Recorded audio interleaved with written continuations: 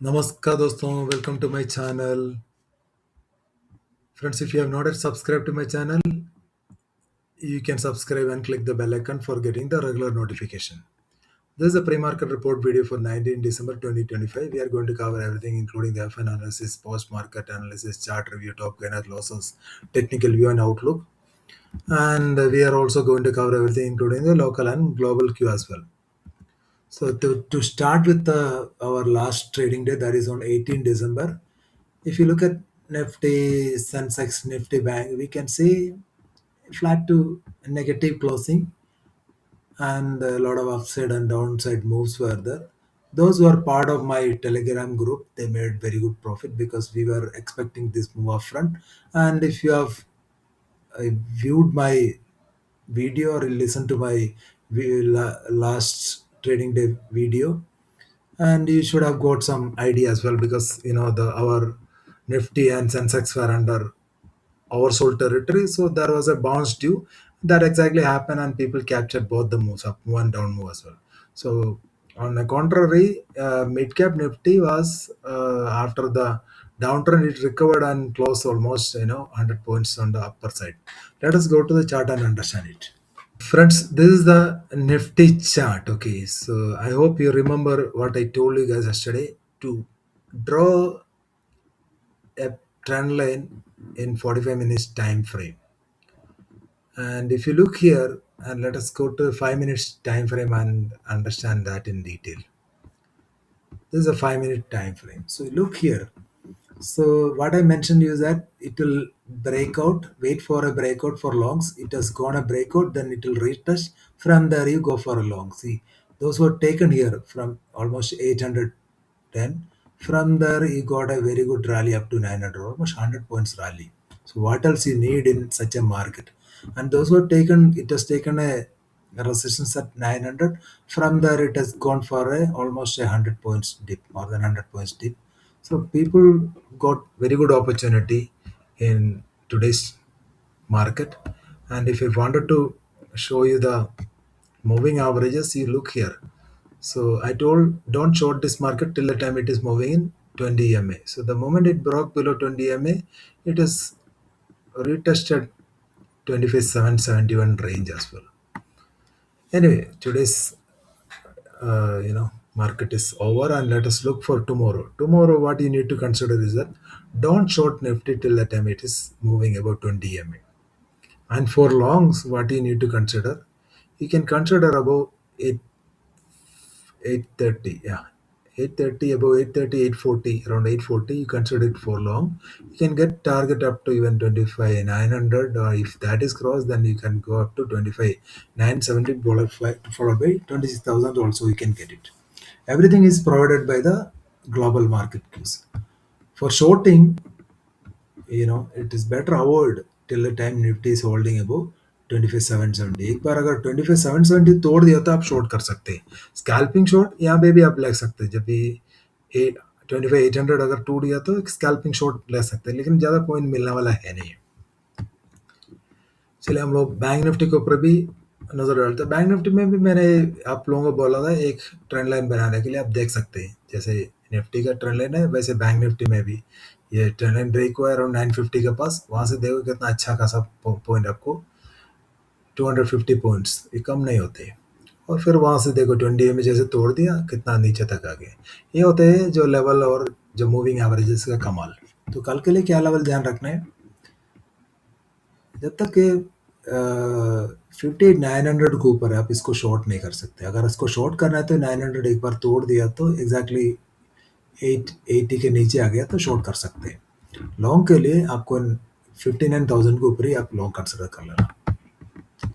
Mid cap में देखो सुबह ये मिड कैप आया था अराउंड 570 लेवल तक है, 570 लेवल तक है. वहां से कितना अच्छा खासा रिकवर इन्होंने मार दिया, अराउंड 200 पॉइंट्स का रिकवर इसने मार दिया. तो ये अप मोमेंटम में है. अगर मार्केट मोमेंटम बुलिश है तो इसको भी आप मतलब बाय ऑन डिप्स का स्ट्रैटेजी इसमें आप ले सकते हैं.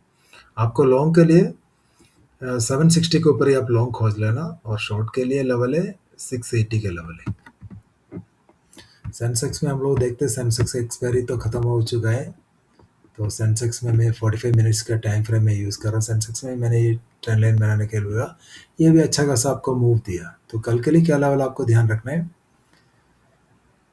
370 350 मान लो, 350 के नीचे आप 400 के नीचे आप शॉर्ट कर सकते हैं, इसमें ज़्यादा सोचना नहीं। और 500 के ऊपर आप लॉन्ग के लिए भी सोच सकते हैं।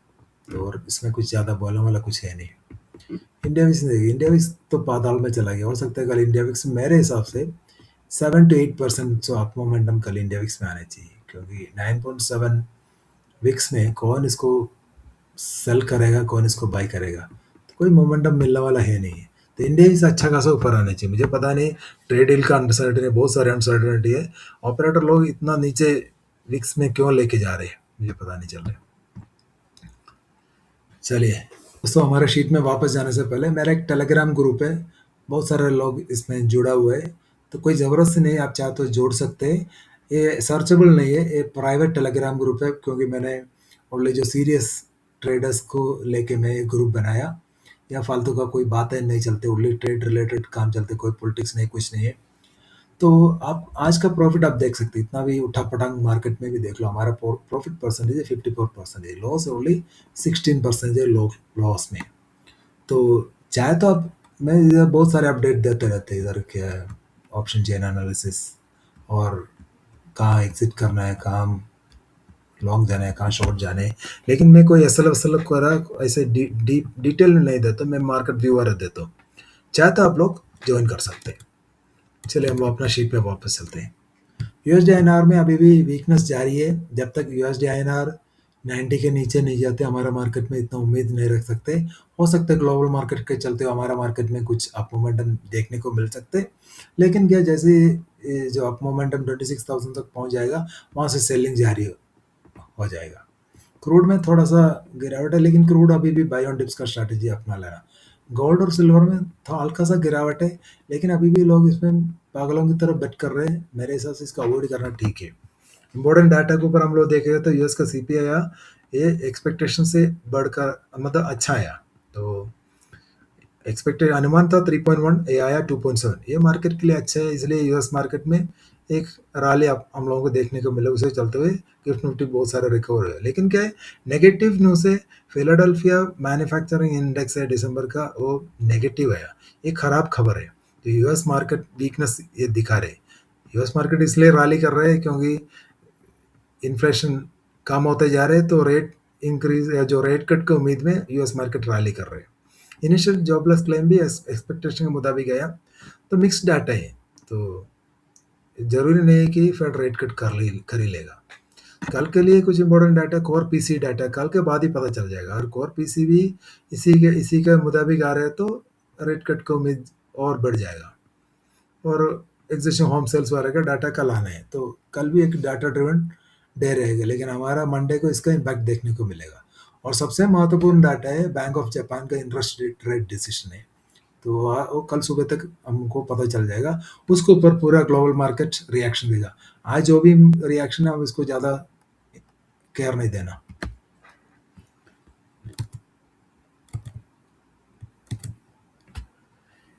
या finally we are to the FNO data. तो एफएनओ डाटा को हम लोग देखेगा तो बहुत सारे पोजीशंस आज का जो सेंसेक्स एक्सपायरी के चलते हुए एक्सपायर हो चुके हैं। अगर इंडेक्स फ्यूचर में देखेगा तो ज़्यादा कारोबार नहीं दिख रहे। तो I would say still this data is mixed bearish. Pros ने कुछ बाय किया, लेकिन अभी भी एफए का 1.65 लाख शॉर्ट में खड़ा हुआ है, और रिटेलर और डीए का अराउंड 1.5 लाख लॉन्ग में। इंडेक्स कॉल में फाइनल रिटेलर ने 75,000 कॉल भेज दिया, लेकिन अभी भी उनका 86,000 लॉन्ग में खड़ा हुआ है। और प्रॉस ने कुछ 70,000 बाई किया। एफए का ज़्यादा कारोबार नहीं है, लेकिन देखने वाला होता अभी भी एफए और प्रॉस का शॉर्ट में है, नेट शॉर्ट में है। But this data is mixed bullish for tomorrow. Index put का डाटा देगा तो रिटेलर 14,000 कॉन्ट्रैक्ट्स आज लॉन्ग बाई किया, लेकिन अभी भी इनका नेट शॉर्ट खड़ा हुआ है 4.15 lakh. This is not at all good for market. रहा बात एफ एंड प्रोज का, ज़्यादा है नहीं। एफ ने अराउंड 14,000 कॉन्ट्रैक्ट सेल किए, लेकिन अभी भी इसका 2.7 लाख लॉन्ग में खड़ा हुआ है, और प्रोज का भी 1.23 लाख लॉन्ग में खड़ा हुआ है। तो इसके जरिए क्या हो सकता है, और मान लो मार्केट ऊपर जा रहा है तो सेलिंग प्रेशर देखने को मिल सकते हैं। स्टॉक फ्यूचर में अच्छा कवर। फाइनली एफ ने कुछ 31 1000 लॉन्ग और ऐड कर दिया, तो प्रोस ने कुछ 13,000 कॉन्ट्रैक्ट सेल किया, लेकिन I would say this data is also mixed bullish. Index put का डाटा भी मिक्स्ड बुलिश था, इंडेक्स कॉल का भी मिक्स्ड बुलिश है, इंडेक्स फ्यूचर का तो मिक्स बियरिश है, लेकिन स्टॉक कॉल में देखेगा तो this data is mixed bullish because retailer 48,000 stock call भेज दिया, लेकिन अभी भी इनका 11 लाख स्टॉक कॉल का लॉन्ग खड़ा है। तो इसके चलते हुए क्या हो सकता है, मान लो इंडेक्स ऊपर जाएगा, बहुत ज़्यादा स्टॉकों में और भी पिटाई देखने को मिल सकते हैं। तो उसने आज कुछ 60,000 लॉन्ग ऐड कर दी, लेकिन अभी उनका 7.5 लाख शॉर्ट में। स्टॉक पुट में रिटेलर 22,000 कॉन्ट्रैक्ट्स आज लॉन्ग ऐड कर दे, लेकिन अभी भी इनका 3.31 लाख शॉर्ट में। और प्रोस ने कुछ 20,000 शॉर्ट कर दिया स्टॉक पुट, लेकिन अभी भी 3.14 लाख अभी भी इनका पुट लॉन्ग है। एफए का ज़्यादा कारोबार नहीं है। तो आप इधर देखेगा तो एफए का क्या ज़्यादा कारोबार कहीं पे भी नहीं दिख रहे, देखो हल्का क्वांटिटी है, लेकिन प्रोस अच्छा खासा बुलिश है, रिटेलर अल्ट्रा बियरिश जा रहे हैं। If you wanted to conclude, retailers are mixed to bearish in index and stock options. FA and pros are mixed to bullish in both index and stock options. Cash market में भी both the players are going net buying. तो अगर global market साथ दिया तो कल एक up momentum expected है। तो टॉप गेनर्स में बहुत सारे स्टॉक्स है, तो चाहे तो आप वीडियो पोस्ट करके देख सकते हैं। कल मैंने आप लोगों को बोला मैक्स हेल्थ में कोई भी डिप आते हैं बाय करना, देखो कितना अच्छा, कितना ऊपर आ गया है। तो और देखो अदानी पोर्टो में कितना अच्छा खासा ऊपर आया। तो कल के लिए आप क्या ध्यान रखना, हो सकते हैं मान लो अगर बैंक ऑफ जापान का रेट इंक्रीज नहीं होते, आपके जितना भी आईटी स्टॉक्स में कल बाय ऑन डिप्स का स्ट्रैटेजी अपना सकते हैं। बाकी जो जितना भी वॉल्यूम स्टॉक्स है आप देख लेना, जहाँ जहाँ वॉल्यूम्स ज़्यादा है, अगर मान लो उसमें कोई डिप आते हैं बाई के नज़रिए कंसिडर कर लेना। शॉर्टिंग के लिए क्या है, कल हो सकते हैं सन फार्मा में और भी डिप आते हैं, बाइंग के नज़रिए में कंसिडर कर सकते हैं, क्योंकि इसमें एक बाउंस आना बाकी है।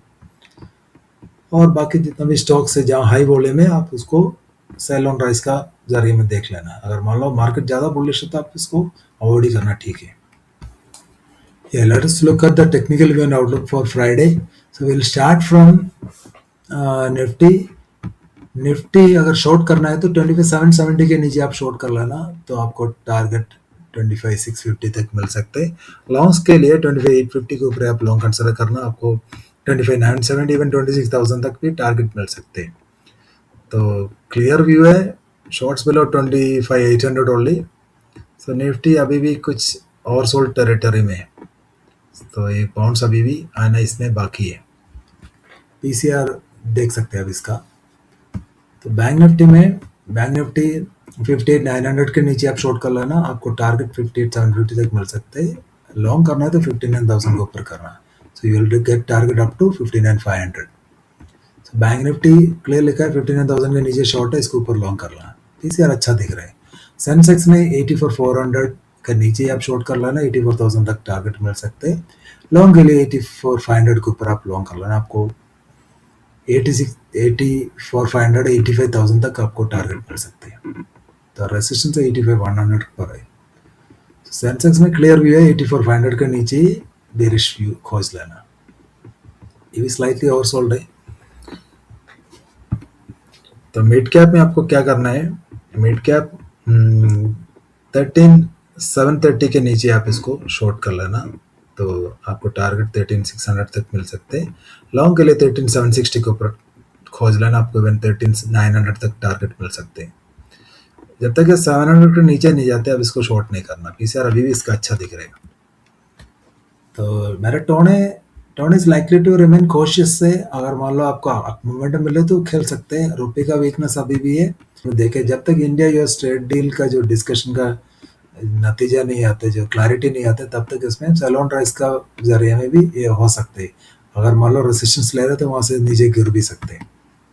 US CPI data is positive and now everything depends on Bank of Japan interest decision. अगर इंटरेस्ट रेट नहीं हुआ तो अच्छा खासा अप मोमेंटम देखने को मिल सकते हैं। My strategy is to go with the market trend, and market reaction will be completely based on global trend. Finally, let us take a quick look at the global market as well. If you look at US market, it is rallying non-stop because of the better than expected inflation data. तो इसके ज़रिए हमारा market भी, gift Nifty भी बहुत दिन के बाद कुछ उछाल देखने को मिल रहा है। 127 पॉइंट्स का अप मूवमेंट दिखा रहा है, लेकिन ये सब ठंडा हो जाएगा अगर bank of Japan interest rate बढ़ा दिया तो। नहीं तो क्या है, कल हो सकता है 826,000 के ऊपर ही खुल जाएगा। That's all in this video, guys. If you like this video, please subscribe to my channel and like my video. Thank you.